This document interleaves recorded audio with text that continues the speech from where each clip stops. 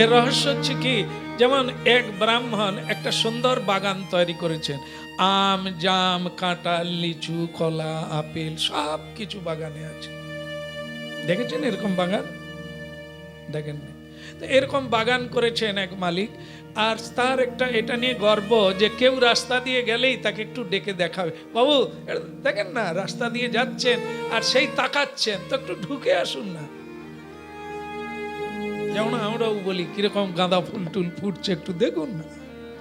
কে এটা কি কেউ দেখে একটু ভালো বলবে তো কিরকম হয়, ভেতরটা একটু বেশ। বুড়ি বলে অহংকার, আমি ফুল গাছ লাগিয়েছি, একটু লোক দেখলে তো ভালো লাগবে। তা বলো রাধে রাধে। তো কি রকম হয় আপনারাই চিন্তা ভাবনা করেন। তো সে ব্রাহ্মণ লোক, তিনি সবাইকে ডেকে ডেকে দেখান, দেখুন না এটা দেখুন দেখুন। তা সেই লোক ঢুকে গিয়ে প্রশংসা করছে, আহা কি সুন্দর ফুল, এটা কি জাতে? আরে বাবা ওটা ইনকা, ইনকা জার্মান থেকে এনেছে। কি খরচা জানেন, সেটা কি কষ্ট। আচ্ছা এই কলাটা অন্যরকম দেখছি, আরে এটা হবে না, এটা তো বেনারস থেকে এনেছে। বিশাল বিশাল বেশ বড় বড় করে গল্প বলছেন আর দেখাচ্ছেন। হঠাৎ দেখতে দেখতে দেখে সকালবেলা একটা বাগানে গরু ঢুকে গিয়েছিল, আর ওই ব্রাহ্মণ রেগে গিয়ে গরুর এমন কান গুড়িতে মেরে দিয়েছে না, গরু সপাটে শুয়ে পড়েছে। মানে যন্ত্রণায় ছটপট করতে করতে বেচারা গরু মরে গেছে। সেটা এখনো ফেলানো হয়নি, ওই বাগানের মধ্যেই আছে। এরপরে আবার একজন অতিথি বাগান দেখতে ঢুকে গেছে, এই নানা রকম গাছ ফুল ফল দেখতে দেখতে সেই জায়গায় গিয়ে পৌঁছে গেছে যেখানে গরুটা। আরে সর্বনাশ, বাগান এত সুন্দর, তাই এখানে গরু মরে পড়ে আছে। কি ব্যাপার হলো বলুন তো, গরুটাকে কে মারলো? এ তো বাগান তো আপনার, তাহলে আপনি মেরেছেন। লোকটা চিন্তা করলো, ব্রাহ্মণ মানুষ আবার গো হত্যা করেছে, এ তো চারিদিকে ছড়িয়ে বেড়া, তাহলে এটা মারলো কে? বাবা ইন্দ্র, ইন্দ্র, ইন্দ্র, দেবরাজ ইন্দ্র। ও উনি গরু মেরেছেন? হতেও পারে, হয়তো গরু মারার জন্য নিচে নেমে আসছিল। আচ্ছা আচ্ছা আচ্ছা, হরিবল হরিবল হরিবল। গরু মরে গেল গো আপনার বাগানে, তারপরে ইন্দ্র মারলো দেবরাজ হয়ে গেল। এইবার এই যে অপরাধ বা পাপ আমরা করি, তার তো একটা ফল আছে। পাপ মানে খুব কুৎসিত রূপ ধারণ করে ওই ব্রাহ্মণকে ধরতে আসছে। হ্যাঁ বলছে, ব্রাহ্মণ এইবার আমি তোমার শরীরে প্রবেশ করব, জরা ব্যাধি যন্ত্রণা হয়ে তোমাকে ভোগাবো, এইবার আমি তোমার শরীরে প্রবেশ করব। ব্রাহ্মণ বলে, কেন রে, আমি কি করলাম? বলে, আপনি গরু মারছেন। বলে, আমি কেন মারবো, এটা তো ইন্দ্র মেরেছে। বলে, ইন্দ্র মেরেছে? হ্যাঁ, তুই বরং পাপ, তুই স্বর্গে চলে যা, দেবরাজ ইন্দ্রকে গিয়ে ধরবি। পাপ আর কি করে, মর্তধাম থেকে স্বর্গধামে গিয়ে ইন্দ্রদেব যেখানে বসে আছেন সেখানে গিয়ে পাপ হাত জোড় করে বলছেন, দেবরাজ ইন্দ্র এইবার আমি আপনার শরীরে প্রবেশ করব। বলে, কেন, আমি কি কাজ করলাম যে আমার শরীরে তোমাকে প্রবেশ করতে হবে? তুমি তো পাপী। তা বলে, আপনি গো হত্যা করেছেন, গো হত্যার যে পাপ আপনাকে নিতে হবে। দেবরাজ ইন্দ্র বললেন, আমি যে গরু হত্যা করেছি তার প্রমাণ কথা? বলে, কেন, মর্তধামে ব্রাহ্মণ বলেছে। বলে, পাপ তখনই তুই আমার শরীরে প্রবেশ করবি, তার আগে একবার সেখানে চল, কোন ব্রাহ্মণ বলেছে। দেবরাজ ইন্দ্র আরো একজন ছদ্মবেশ ব্রাহ্মণের বেশ ধারণ করে ওই বাগানে আবার এলেন। তা সেই মানে পাপী সে ধরে এনেছে দেবরাজ ইন্দ্রকে। দেবরাজ ইন্দ্র বৃদ্ধের বেশ ধারণ করে বলছেন, আরে মুশকিল, আপনার বাগান তো ভারী চমৎকার, হ্যাঁ অনেক কষ্ট করে করেছি। তাই দেখতে দেখতে ঠিক দেবরাজ ইন্দ্রও সেই জায়গাটা পৌঁছে গেল যেখানে ছাগল মরে পড়ে আছে। মানে যদি ছাগল বলা হয় হবে না? আচ্ছা তাই করল। যেখানে গরু মরে পড়ে আছে ওই জায়গাটায় পৌঁছে গেলেন। দেবরাজ ইন্দ্র অবাক হয়ে বলছেন, আরে মুশকিল, আপনার এত সুন্দর বাগান, তার ভেতরে গরু মরে পড়ে আছে। বলে ওই এখনো ফেলাই না। মারল কে? বলে দেবরাজ ইন্দ্র। দেবরাজ ইন্দ্র নিজেই শুনে অবাক। আচ্ছা, ব্যাপারটা কি বলুন তো, দেবরাজ ইন্দ্র কি মর্তধামে এসে গরু মারলেন? আপনি মানে এটা বললেন কি করে? আপনি কি দেখেছেন? কোনো প্রমাণ আছে? প্রমাণ থাকবে না। মানুষের শরীরের মধ্যে দেবরাজ ইন্দ্র কোন জায়গাটায় থাকে? বাহু, বাহুর মধ্যে দেবরাজ ইন্দ্র বিরাজ করে। তা যদি কেউ হাত দিয়ে মারে গরুকে,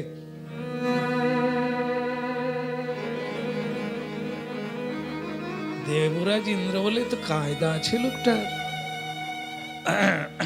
বলে আপনার যুক্তি কিন্তু মানে ঠিকই আছে, মানে যেহেতু আপনার বাহুতে দেবরাজ, তার মানে সকালবেলা আপনি মেরেছেন।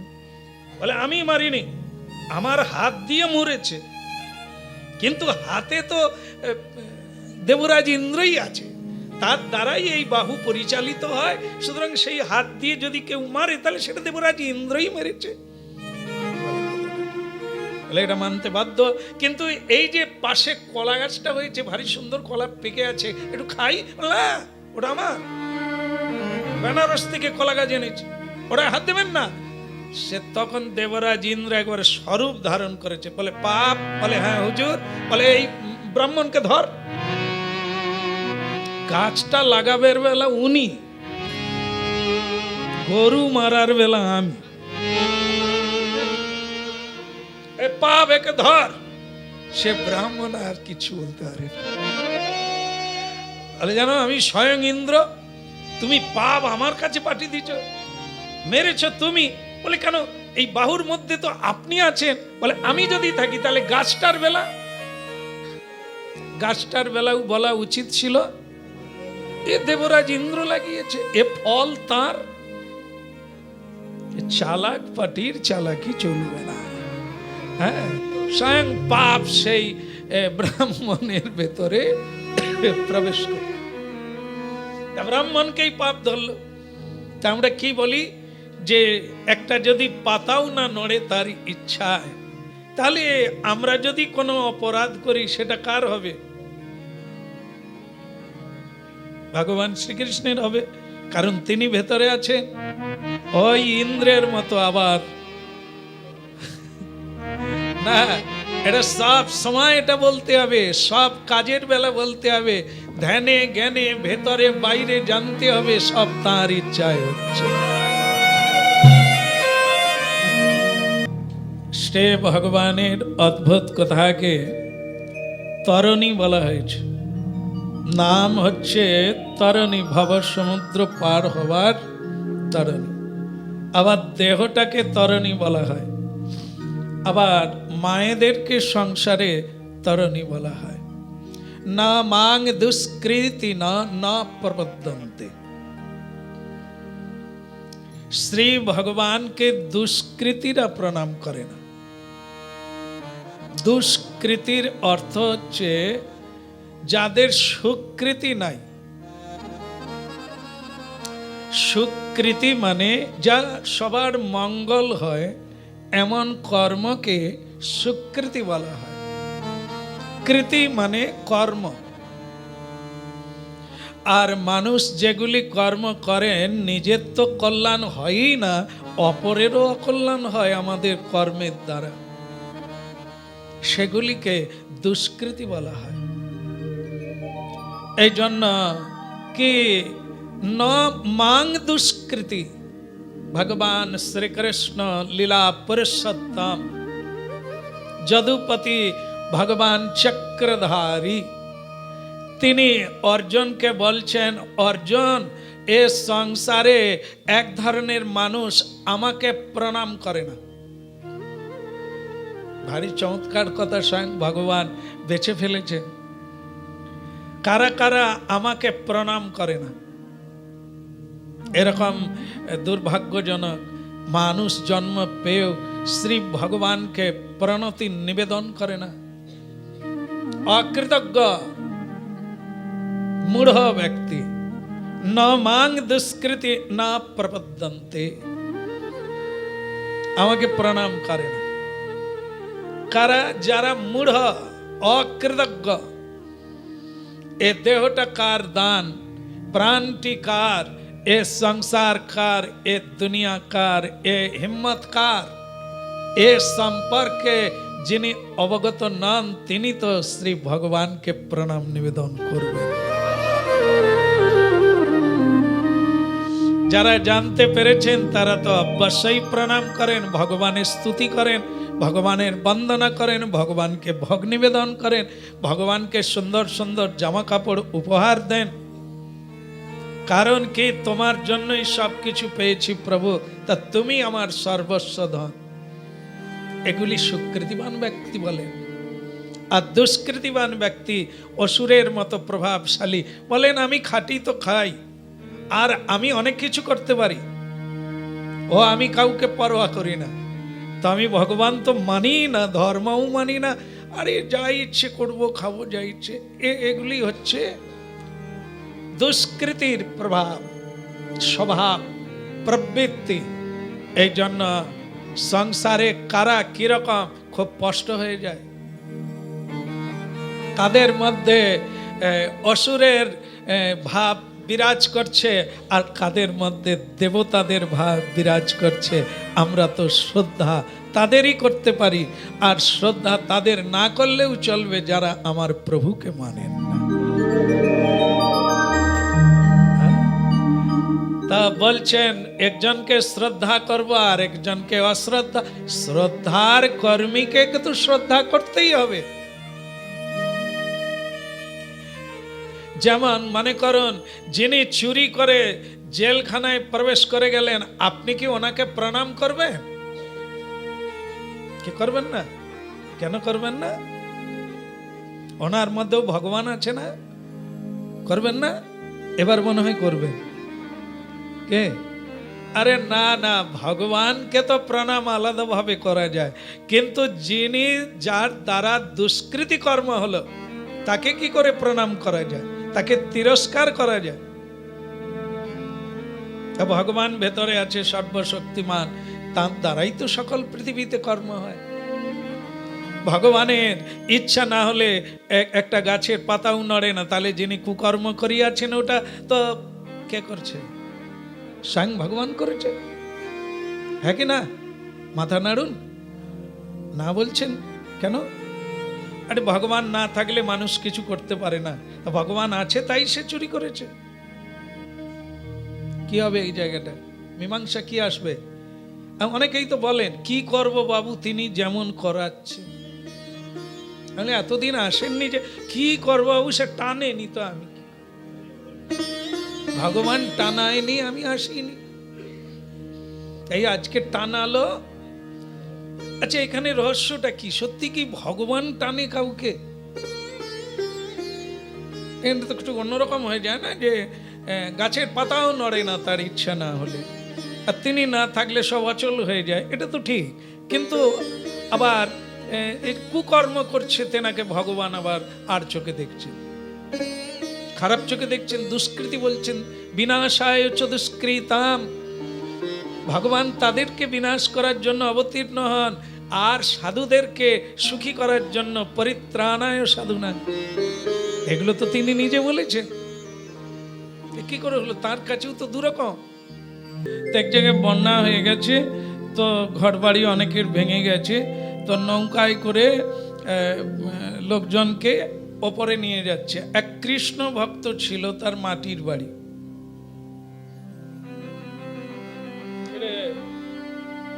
ছটফট করছিস? বলো রাধে রাধে।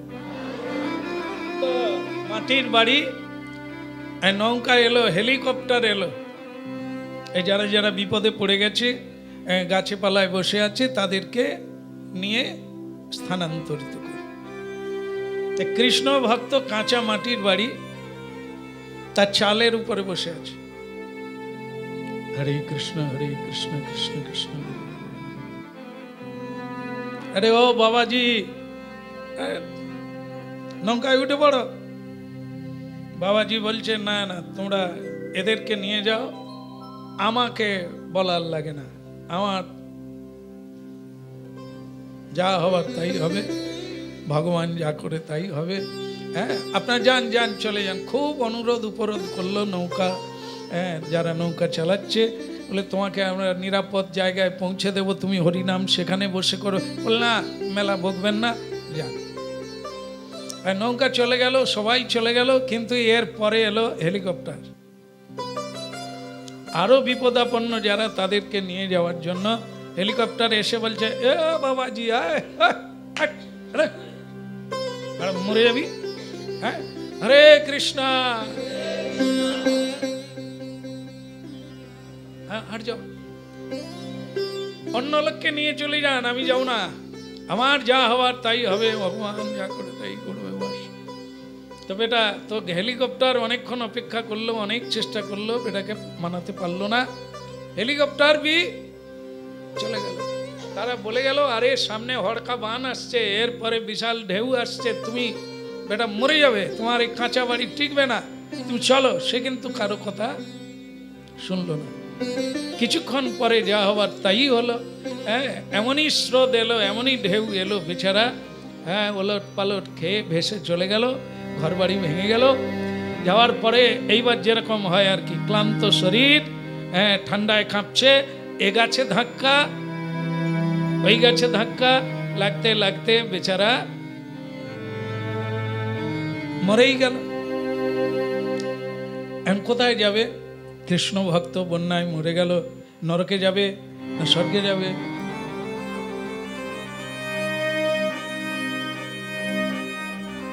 মনে করো তুমি কোথায় যাবে?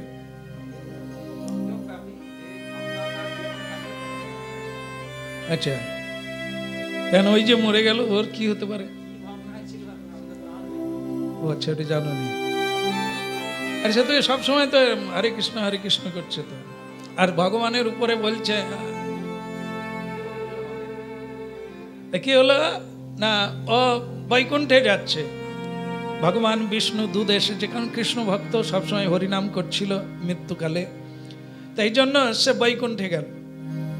বৈকুণ্ঠে গিয়ে দূতরা ভগবানের সামনে ছেড়ে দিয়েছে, যাও দেখো, এই যার নাম কীর্তন করছিলে তার কৃপাতে বেঁচে গেছো তুমি, মানে মরে বৈকুণ্ঠে এসেছো, প্রণাম করো। এই যে প্রণাম করে না, ভগবান বলছে, বেটা কি হলো, তুমি রাগ করেছো নাকি? বলে, রাগ করবো না, নৌকায় উঠলাম না, হেলিকপ্টারে উঠলাম না, আমি জানি আপনি যাবেন একবার, আপনিও গেলেন না। আমি তো আশ্চর্য হয়ে গেলাম যে লোক এত নাম কীর্তন করে, তা আপনি তাদের কৃপা করবেন। আমি ওইরকম একটা কাঁচা চালের উপরে বসে আছি, আর আপনি একবারও গেলেন না। এই আপনার ভক্তবৎসল ভগবান নাম, হে তো যতটা পারছে বেশ বেশ। ভগবান তো চুপ হয়ে গেলেন। তা এইবার তখন বলছে, কি হলো, জবাব দেন, আপনি কি করছিলেন যে যেতে পারলেন না এই সময়? আমি কত করে ডাকলাম, ভগবান ভগবান আমাকে রক্ষা করো, আপনি গেলেন না।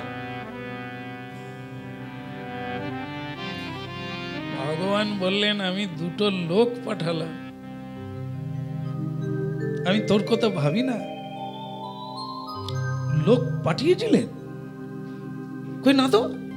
বল, কেন তোর কাছে নৌকা যায়নি? হ্যাঁ, নৌকা গেছে, সে কি আপনার লোক নাকি? আরে আমি তো তোকে ওর অবস্থা দেখে নৌকা পাঠালাম, তারপরে হেলিকপ্টার যায়নি? হেলিকপ্টার আপনি পাঠিয়েছিলেন, তবে কি তুই নৌকায় উঠলি না, এরপর তো তুই মরে যাবে। তাই এই ভেবে আমি আবার হেলিকপ্টার পাঠালাম, তুই তাতেও উঠলি না, দোষটা আমার হয়ে গেল। বলো রাধে রাধে। তো সে তখন বলছে, আমি জানি আপনি শঙ্খ চক্র গদা পদ্মধারী হয়ে গরুরের পিঠে চড়ে আমাকে তুলে নিয়ে আসবেন, কিন্তু আপনি যে ওই রকম লোক পাঠিয়ে দিয়েছেন নৌকা নিয়ে, হেলিকপ্টার নিয়ে, আমি বুঝবো কি করে? ভগবান বলে, এটাই তোদের ভুল। আমি সব সময় বহু রূপে তোদের আসে আছি আর পাশেও আছি। হৃদয়ে আছি আর বাহিরেও আছি, তোরা আমার সম্পর্কেই কোনো কথাই জানলি না।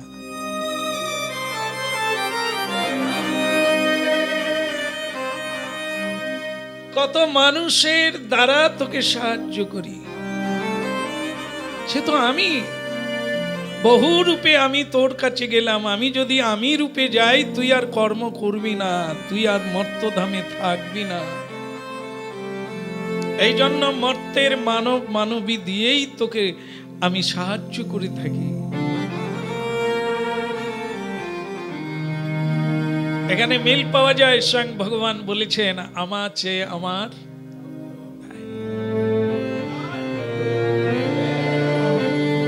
কত রূপে কত ভাবে আমাদেরকে সে সাহায্য করে। আহার সংসারে মজিলি গৌরাঙ্গ ভুলিলি, না শুনিলি সাধুর কথা। ও তুই গৌরাঙ্গ ভুলিলি, সংসারে মজিলি না শুনিলি সাধুর কথা। আর তুই গৌরাঙ্গ ভুলিলি, সংসারে মজিলি না শুনিলি সাধুর কথা। ও তুই গৌরাঙ্গ ভুলিলি, সংসারে মজিলি না শুনিলি সাধুর কথা। কে বলি ইহ পরকা তুই দুকাল খোয়ালি, ওই নয় পরকাল দুকুল খোয়ালি। তুই ইহ পরকাল দুকুল খোয়ালি। কেবল খাইলি না পন মাথা, খাইলি না পন মাথা। ওই পরকাল দুকুল খোয়ালি, খাইলি আপন মাথা, খাইলি আপন মাথা। কিবা গৌরাঙ্গ ভুলিলি, সংসারে মজিলি না শুনিলি সাধুর কথা। অতি গৌরাঙ্গ ভুলিলি, সংসারে মজিলি না শুনিলি সাধুর কথা। না শুনিলি সাধুর কথা রে মোহন, না শুনিলি সাধুর কথা, না শুনিলি সাধুর কথা। ও তুই না শুনিলি সাধুর কথা, বলো না শুনিলি সাধুর কথা। না শুনিলি সাধুর কথা। সেদিন সাধুর কথা শুনলি না রে, ওই না শুনলি কথা শুনলি না রে। ভক্তমণ্ডলী মায়েরা, আজকে যেমন এই বন্যার ত্রাণে হারিয়ে যাওয়া মানুষটার কথা মিলে গেল, ভগবান এলেন সে বুঝতে পারলো না, তেমনি ছোট্টবেলা থেকে সাধুগুরু বৈষ্ণব কতবার বলে যাচ্ছে ওরে হরিবল বল, সময় নষ্ট করি না। আমরা কি শুনেছি আজ? সেদিন সাধুর কথা শুনলি না রে। ওরে দাদে দাদে বলে গেল, সাধুর কথা শুনলি না রে। ওরে বাদে বাদে ডেকে গেল, সাধুর কথা শুনলি না রে। বলে আর বিলম্ব করিস না সেদিন রে। সাধুর কথা শুনলি না রে। বলে এখনো তোর সময় আছে। সেদিন সাধুর কথা আমি তাই গৌ, সেদিন সাধুর কথা শুনলি না রে। ওরে আমি তাই গৌরাঙ্গ বলে সাধুর কথা শুনলি না রে। তাই তো হরি বলে সাধুর হরি কথা। কি অপূর্ব মিল দেখুন। আমরা তো সংকটে পড়ে গিয়ে বলি ভগবান এই কি তোমার নামের ফল, ছি ছি, কিভাবে আমরা দোষারোপ করি।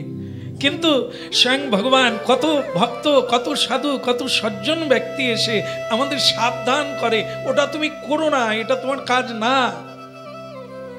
বলে না, মনে করে দেখুন সারা জীবন কেউ না কেউ আপনাকে আমাকে সাবধান করে যাচ্ছে, আর আমরা তো তার কোনো মূল্যই দিই না।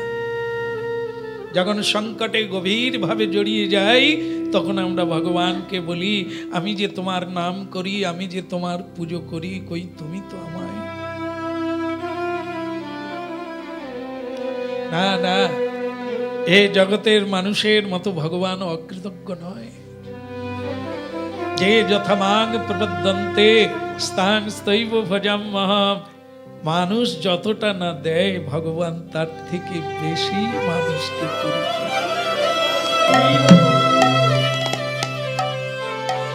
বিফলে জনম গোয়াই হরি হরি হরি হরি,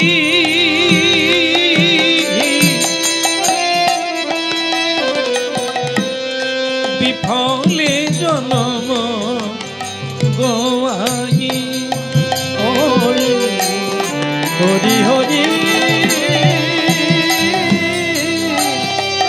বিফলে জনম নম গোয়াই,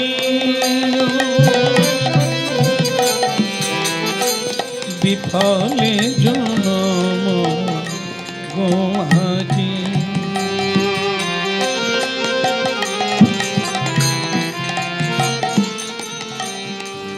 মনুষ্য জন্ম পাইয়া রাধা কৃষ্ণ না ভজিয়া, জনম পাইয়া রাধা কৃষ্ণ নভজিয়া, জানিয়া শুনিয়া বিষ খাইব, আমি জানিয়া শুনিয়া বিষ খাইব, আমি জানিয়া শুনিয়া বিষ খাই। হরি হরি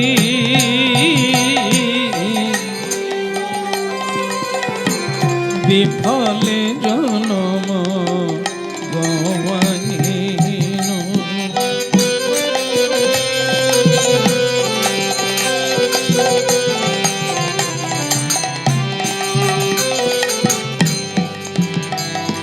সুধীগণ, যদি আমরা বিচার করতে বসি আর হিসেব করতে বসি, তাহলে আজকের দুর্দিনের জন্য আমরা নিজেরাই দায়ী। এর আগে ভগবান বহু রূপে আমাদের সাবধান করেছেন, আর এই ভগবত তত্ত্ব জানাতে এসেছেন। আমরা গ্রহণ করি না, আমরা শুনি না, আমরা মানি না, আমরাই অবহেলা করে সেই সুর।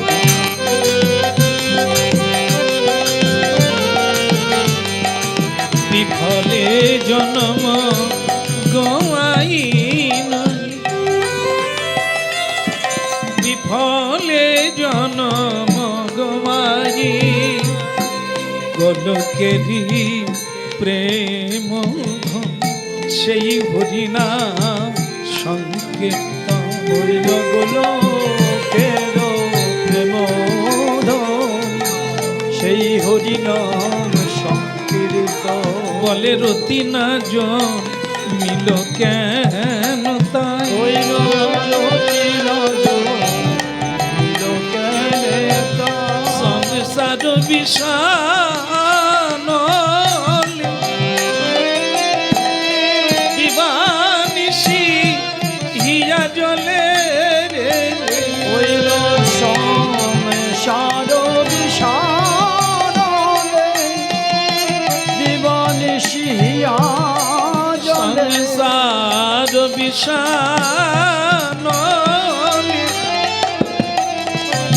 দিবানিশি হিয়া জলে, বলে জুড়াইতে আমি না কইনু, কত জনাই দেখে গেল, কত জনাই বলে আয় রে তোরা ছুটে আয় রে, কত জনাই দেখে গেল, ওরে আমি তোদের পার করব বলে, কত জনাই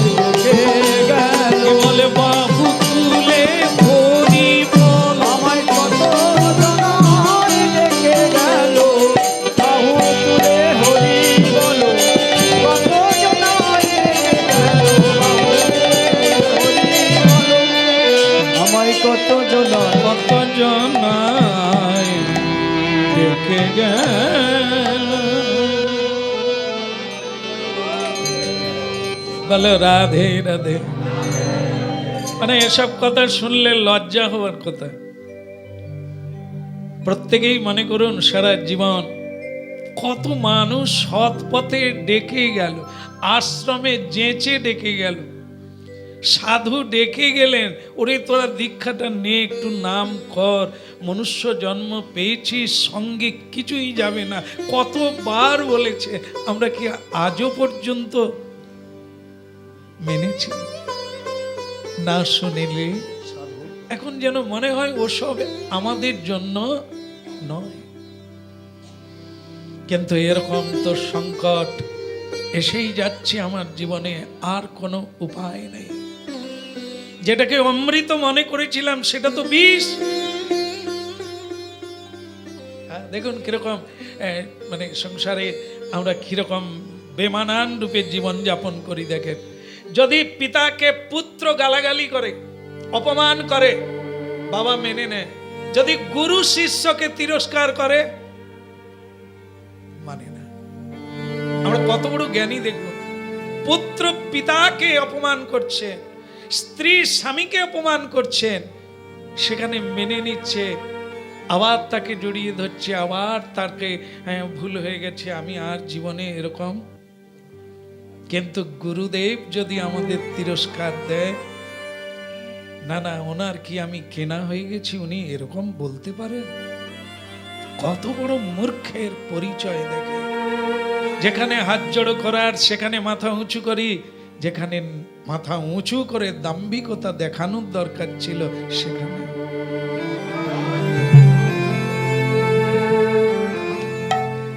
এ অত্যন্ত মূঢ়ের পরিচয়। এই জন্য স্বয়ং ভগবান গীতায় বলছেন, না মাং দুষ্কৃতি না, এরা হরি বললেও দুষ্কৃতি। কারণ নাম প্রভুর কৃপা থেকে বঞ্চিত, কারণ নাম প্রভু তাকে কৃপা করে না যার মধ্যে বৈষ্ণব গুরু অপরাধ থাকে। নাম হবে কিন্তু উঁচু থেকে নামতে পারবে না, নাম করবে কিন্তু অহংকার দূরীভূত। এই জন্য কি শ্রী ভগবানের অমৃত কথা খুবই বিনম্র চিত্তে গ্রহণ করো আর অনুধাবন করো। সময় তোমার নাই, অনেক অবহেলা করেছো, সময় অনেক কাটিয়ে ফেলেছো, অনেক অনেক। আজকে তোমার অনেক দূর এগিয়ে যাওয়ার কথা ছিল, এখনো পর্যন্ত তুমি বুঝেই উঠতে পারো না কোনটা তোমার পথ, কোনটা তোমার ঘর, কোনটা তোমার আপনজন। শ্রী কৃষ্ণ গোবিন্দ হরি মুরারে,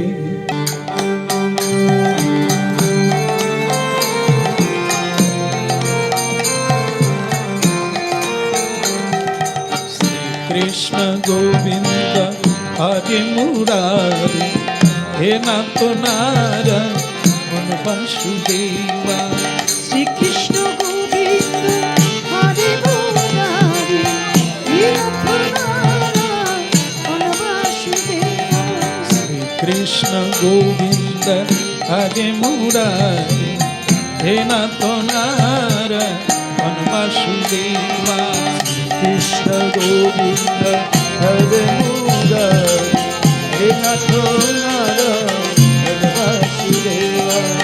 হে নাথ নারায়ণ বাসুদেবা, হে নাথ নারায়ণ বাসুদেবা। ও হে নাথ নারায়ণ বাসুদেবা, হে নাথ নারায়ণ বাসুদেবা।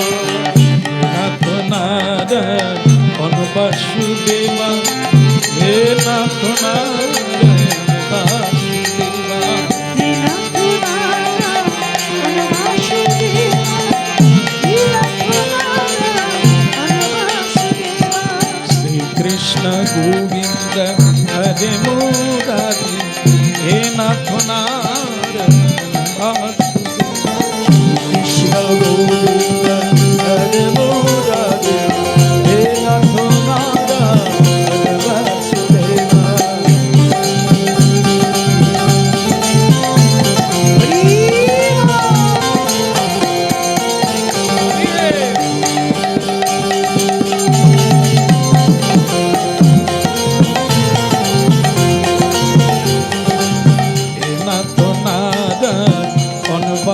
বাসুদেবা, হে নাথ নারায়ণ বাসুদেবা। কৃষ্ণ গোবিন্দ হরে মুরারি, হে নাথ নারায়ণ বাসুদেবা। শ্রীকৃষ্ণ গোবিন্দ হরে মুরারি, হে নাথ নারায়ণ বাসুদেবা।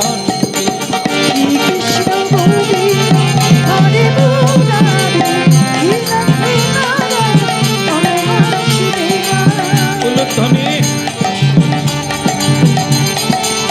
হরিধ্বনি।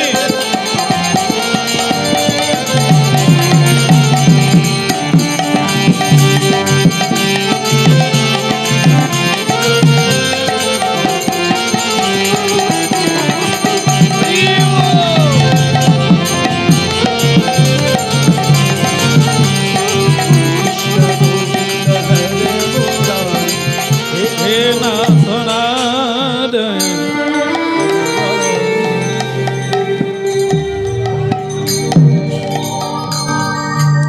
বাজিয়ে বাবুকে তো এবার পাখা চালিয়ে দিতে হবে না, লাগবে না? কি পরিশ্রম করে বাজালো, বলো রাধে রাধে। হ্যাঁ, ও বাজিয়েছিল বলে আমরা একটু তবু গান টান আনলাম। কে? ধন্যবাদ আপনাকে। হ্যাঁ, এসব মহা শিল্পী সব করতালের কায়দাটা দিতেই তো এতটা গরম লাগলো। এসব কায়দা জানি সব, এক একজন সব মানে কালাকার। বলো রাধে রাধে। যাক, অতিরঞ্জিত হলেও সত্য, সবাইকেই দরকার। সবাই তিল তিল করে সাহায্য করে বলেই তো এত আনন্দ হয়।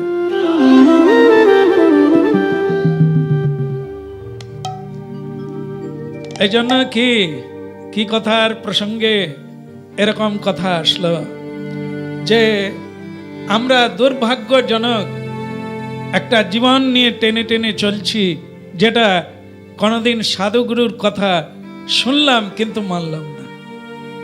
আজকের দুর্গতি আর আজ আমাদের যে পরিণতিটা দাঁড়াবে, তার জন্য আমরা এই যতই চালাকি করি যে ইন্দ্রদেব মেরেছে, শেষ পর্যন্ত টিকলো কি? তা আমরা এই অনেক রকম দোহাই দিই, অনেক রকম অজুহাত দেখাই, কোনোটাই টিকবে না।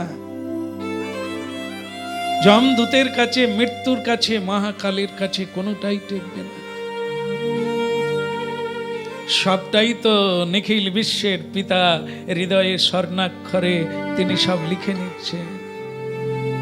তিনি তো হৃদ বিহারী রূপে, বাসুদেব রূপে বিরাজমান রয়েছেন। এই জন্য উপনিষদের কাহিনী আছে যে আমাদের দেহটা একটি বৃক্ষ, তাতে দুটো পাখি আছে। একটা পাখি ফল খাচ্ছে, আর একটা পাখি শুধু বসে বসে দেখছে।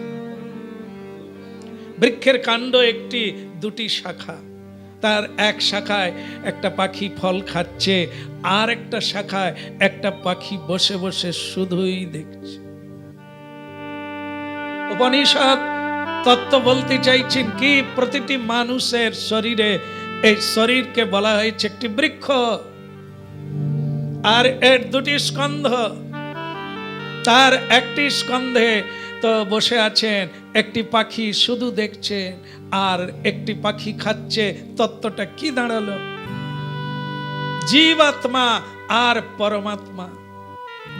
জীবাত্মা হলাম আমরা, ফল ভোগকারী। আমরাই কর্ম করি আর তার ফল উপভোগ করি, কখনো সুখের, কখনো দুঃখের। আর পরমাত্মা রূপে, অন্তর্যামী রূপে তিনি কেবলই দেখেন কত খাবি খা, কত কি করবি কর, শেষকালে ফলের হিসেবটা আমি দেব।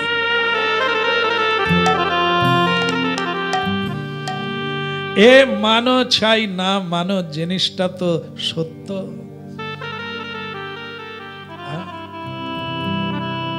বন্যাত্রাণে ভেসে যাওয়া মানুষটা কৃষ্ণ ভক্ত ভগবানকে দোষারোপ করলেন যে তুমি তো এলে না ঠাকুর। দ্রৌপদী জি একবার অভিমান করে শ্রীকৃষ্ণকে বললেন যে বধূ, প্রিয় সখা, তোমাকে ভালো লাগে, কখনো মন খারাপ হলে তোমাকে ভুলে যেতে ইচ্ছে করে, কই আমার সবচাইতে যেটা বিপদের দিন, সেদিন তো তুমি এলে না। দ্রৌপদীজির জীবনে কোনটা সবচাইতে বিপদ ছিল? একদম নারী জাতির কাছে এটি সবচাইতে বড় ধন। লজ্জা, ইজ্জত, সম্মান, নারীত্ব, এটি তার কাছে সবচাইতে মূল্যবান, এটিই তার পরিচয়। সেটা যখন চুরি হতে যাচ্ছিল, লুণ্ঠন হতে যাচ্ছিল, তিনি খুব কাতর স্বরে কেঁদেছিলেন। অনেকের আশা করেছিলেন তিনি, যারা যারা তাদেরকে সাহায্য করতে পারে বলে মনে করেছিলেন। এই জন্য দেখুন কিরকম মিলগুলো এসে যায়। দেখুন, বিপদে বন্ধু চেনা যায়।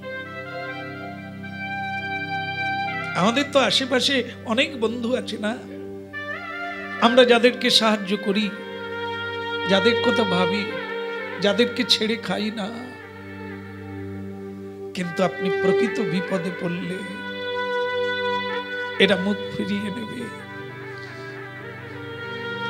দ্রৌপদীজি ভরসা করেছিলেন কেউ তো না আসুক, ধর্মরাজ যুধিষ্ঠির মহারাজ।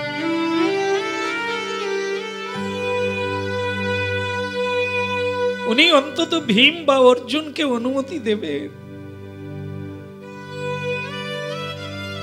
কুলগুরু কৃপাচার্য, অস্ত্রগুরু দ্রোণাচার্য, জ্ঞানী পরম জ্ঞানী পিতামহ ভীষ্ম, দাদাজি এলেন না, মাথা নিচু করে নিলেন। ভাবুন তো আমরা এই জায়গায় আছি কিনা, কত মানুষের কত কি করলাম। সংকটের দিনে কেউ আপনার পাশে দাঁড়াবে, কেউ দাঁড়াবে।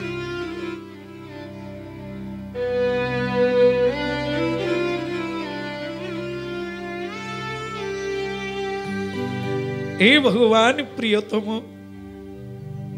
আমি তো শেষে তোমাকেও ডাকলাম, কই তুমিও তো এলে না, তুমিও তো আমায় সাহায্য করলে না। আমি বড় আশা করেছিলাম পরিশেষে তুমি আছো, তুমি আমার সব। ওই তুমি সেদিন তো আমায় কৃপা করলে না।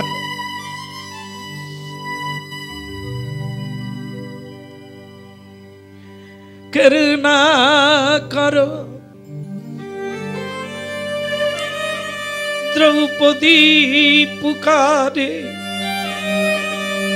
করুণা করো দ্রৌপদী পুকারে।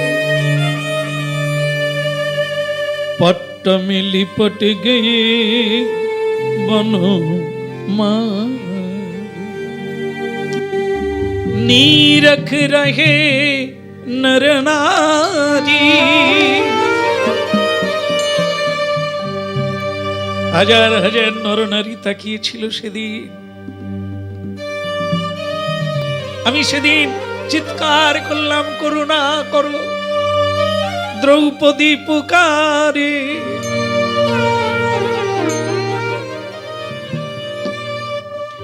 ভগবান বললেন, দ্রৌপদী সখী আমার, প্রিয় সখী আমার, আমি কি থাকতে পারি? তুমি ডাকবে আর আমি আসবো না? আমি তো সেদিন সবার অলক্ষ্যে নিজেই তোমার গায়ে জড়িয়ে গেলাম, শাড়ি হয়ে জড়িয়ে গেলাম। এই জন্য দুঃশাসন অনেক শাড়ি টানলো, কিন্তু টেনে শেষ করতে পারলো না। আমি সেদিন তোমার नीरख रहे नर नारी।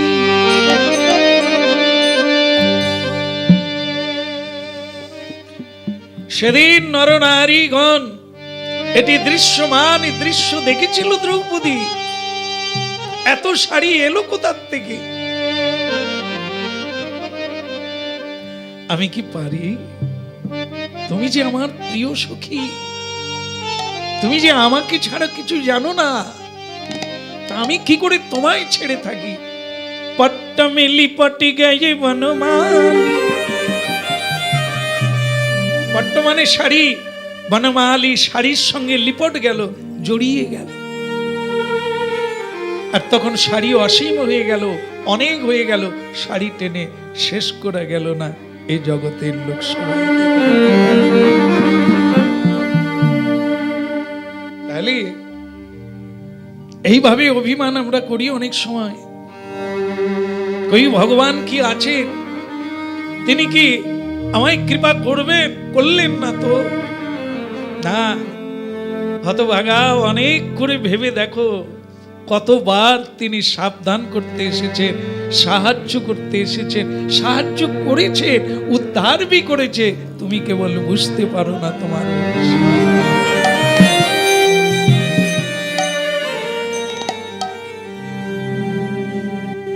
দেখেন ভগবান এত করেন, এখনো যেমন দুষ্কৃতীরা ভগবান মানে না, ভগবানকে অপমান করে। সেদিনও ছিল, এদিনও ছিল। একবার তো ভগবানের এক কলঙ্ক হয়ে গেল, মানে মিথ্যা কলঙ্ক চেপে গেল ভগবানের উপরে। বলো রাধে রাধে। তার মানে কি, এ জগতে যারা আমরা বেঁচে আছি, কিসের জন্য বেঁচে আছি? একটু সম্মান তো, মানে কি সম্মানের সহিত বেঁচে থাকা, এটি হচ্ছে কি বীর্যবহুল বাঁচা, যথার্থ বাঁচা। মান অপমান নেই, সম্মান নেই, আর লোক নিন্দা থুতু ফেলছে, ঘৃণা করছে, এরকম বেঁচে থেকে কোনো লাভ নেই। মাথা নিচু করে লুকিয়ে বাঁচতে হয়, এ বাঁচার কোনো মূল্য নেই। সততা থাকলে আপনি চির অমর হয়ে থাকবেন, সব সময় উজ্জ্বল।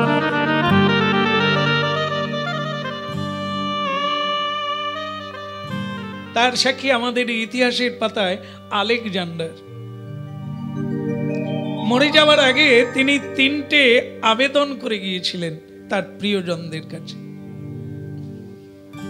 যে আমি যখন মরে যাব 3টে জিনিস আপনারা করবেন, এটা কথা দিতে হবে। তার পাত্র মিত্র মন্ত্রী মহোদয়গণ সকলেই হাত জোড়ো করে বলেছিলেন, মহারাজ আপনার মতো মহৎ ব্যক্তি, আপনার মতো জিত, এত বড় একজন ধার্মিক রাজা, আর তার কথা আমরা মানব না? বলুন আপনার কি শেষ ইচ্ছা? তো তিনি বলেছিলেন, আমি যখন মরে যাব আমার দেহটা ডাক্তারেরা বয়ে নিয়ে যাবে।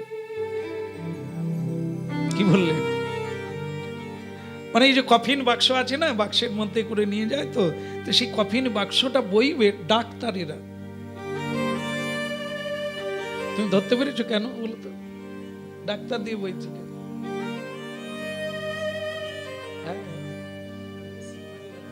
ডাক্তারকে কাকে শিক্ষা দেব? ডাক্তারকে কি শিখাবে? বলো রাধে রাধে। আচ্ছা ঠিক আছে, তা এখন কথা হচ্ছে কি, যে তার প্রথম ইচ্ছা হলো এটা কি, আমি যখন মরে যাব, আমার ডাক্তার যেন আমার কফিন বাক্স বয়ে নিয়ে যায়, রাস্তা দিয়ে, বাজার দিয়ে, শহর দিয়ে, রাজপথ দিয়ে, মানে ডাক্তাররাই বয়ে নিয়ে যায়। তা বলে, মহারাজ তাহলে আপনার দ্বিতীয় ইচ্ছে কি?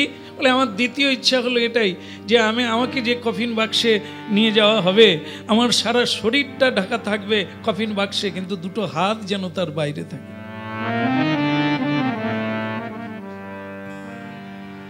বাহ, এখন কথা বোঝা গেল।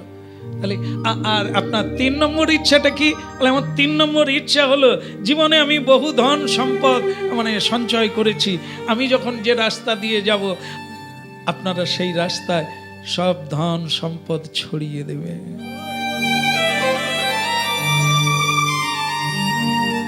তিনটে ইচ্ছা আলেকজান্ডার, তিনি যখন মারা যান, গ্রিক দেশের রাজা আলেকজান্ডার, তিনি তার দেশবাসীকে, তার পাত্র মিত্রকে বলে গিয়েছিলেন, আমার মৃত্যুকালে যেন এরকম শোভাযাত্রা করা হয়। এবার তার 3টি কথার অর্থ কি ছিল? প্রথমে তিনি বলেছিলেন ডাক্তারেরা আমার কফিন বাক্স বয়ে নিয়ে যাবে। এটার দ্বারা তিনি কি শিক্ষা দিতে চেয়েছিলেন, কি বোঝাতে চেয়েছিলেন?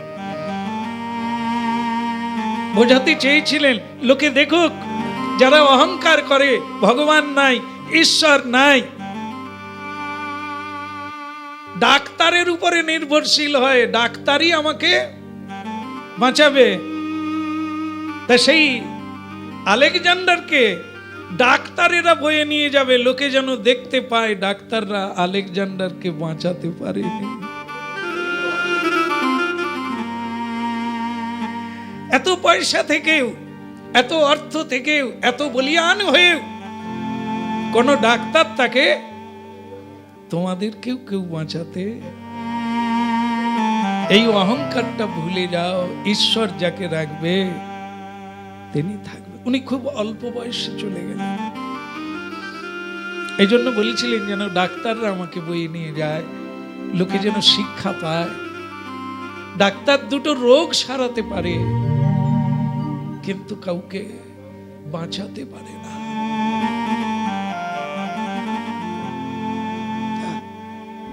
এটা জানিয়ে দিও, মানুষ যেন এখান থেকে ঈশ্বরের উপরে ভরসা করে, কিছু না হোক অন্তত যেন ঈশ্বরকে জেনে মরতে পারে।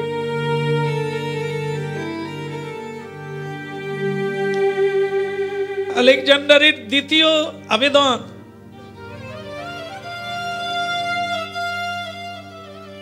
আমার সারা দেহটা বাক্সের মধ্যে থাকবে, দুটো হাত বাইরে থাকবে, মানুষ দেখুক যে আলেকজান্ডার দেশের পর দেশ শুধু জয় করে গেল, কত কিছু উপার্জন করল। সেই মহাধনী মহামানী গ্রিক দেশের রাজা আলেকজান্ডার, যার এত প্রাচুর্য, সে যাওয়ার বেলা কি কি নিয়ে যাচ্ছে, কি কি নিয়ে যাচ্ছে।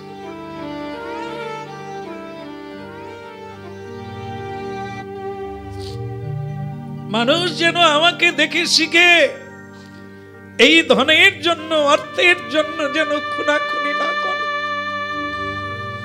এর জন্য যেন জীবন কালাতিপাত না করে। যা কিছুই নিয়ে যেতে পারবে না, খালি হাতে যাবে, কেন সব ছেড়ে দিয়ে শুধু সঞ্চয় করবে? কেন অর্থ উপার্জন করবে যা তোমার কোনো কাজেই লাগবে না?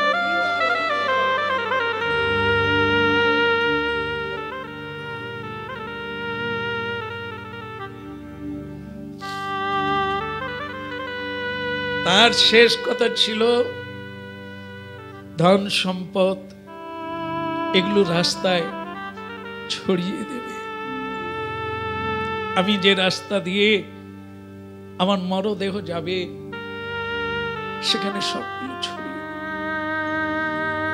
এ কথার তাৎপর্য ছিল এটাই যে যা পেয়েছো সব এখান থেকেই পেয়েছো, যাওয়ার আগে সব বিলিয়ে দাও, সেবায় লাগিয়ে দাও, মানুষের সেবা। যেহেতু তুমি এখান থেকেই পেয়েছিলে, যাওয়ার আগে এখানেই দিয়ে দাও, দান করে দাও, বিলিয়ে দাও। তার এই মূল্যবান উপদেশ, তার এই মূল্যবান ইচ্ছা সবাই পূর্ণ করেছিল। ইতিহাস জানে সবাই করেছিল। এই ইতিহাস বর্তমান ভবিষ্যৎ একথাই লিখে যাবে, একথাই লিখে যাবে। যদি আমরা এখান থেকে শিক্ষা লাভ না করি, অবগত না হই, তাহলে ভুলটা নিয়েই আমরা যাব, আবার একটা ভুল জায়গায় পা দেব, যেখানে গিয়ে মানুষ হওয়া যাবে না, যেখানে মনুষ্যত্বকে স্মরণ করা যাবে না, যেখানে আমার প্রাণ প্রিয় গোবিন্দকে স্মরণ করা যাবে।